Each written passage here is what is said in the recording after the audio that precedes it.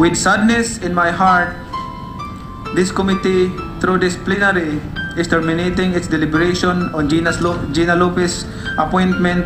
Alinsunod sa rekomendasyon ng Committee on Environment and Natural Resources na pinamumunuan ni Senador Manny Pacquiao na reject ang appointment ni Gina Lopez bilang DENR Secretary. She's no longer secretary ngayon, unfortunately, from the moment we banged the gavel. Emosyonal na humarap sa media si Lopez matapos niyang malaman ang desisyon ng Commission on Appointments. If government co-ops to big business, which I feel it has, some of them, then what hope do the poor have? And listen, what message are we giving here? If you want to be confirmed, never go against big business. Nasa holding room sa labas ng session hall si Lopez habang nagbobotohan ang mga senador.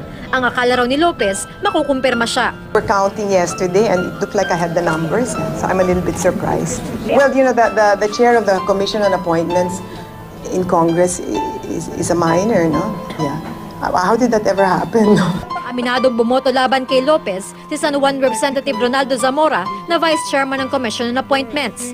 Kapatid siya ni Manuel Zamora na may-ari ng mining firm ng Nickel Asia Corporation. It is not enough that you have passion for your job.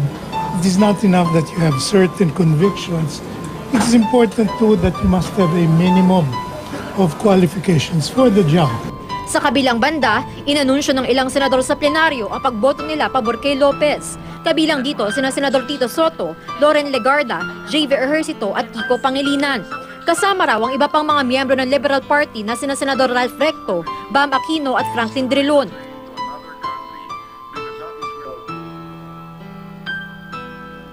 Tatlong beses na humarap si Lopez sa Commission on Appointments at aabot sa halos 30 ang hinarap niyang opositor na karamihan ay tutol sa kanyang mga hakbang bilang Environment Secretary, tulad ng pagpapasara at pagsususpinde sa mahigit 20 minahan, pagkansela sa 70 mining contract at pagpapabayad sa mga mining company ng 2 milyong piso sa bawat ektarya ng farmland na apektado ng mining activities na para raw sa trust fund ng mga magsasaka.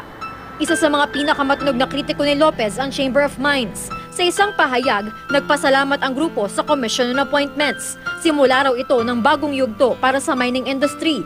Ang City Nickel Mines Development Corporation naman, naghain ng reklamong graft laban kay Lopez dahil sa purasahan umanong pagpapabayad ng trust fund para sa mga magsasaka. There is no basis in law for what she has done. They're gonna make more than 10 billion pesos. All I'm asking is that you give 2 million pesos for every hectare of farmland na dadismaya yung mga magsasaka.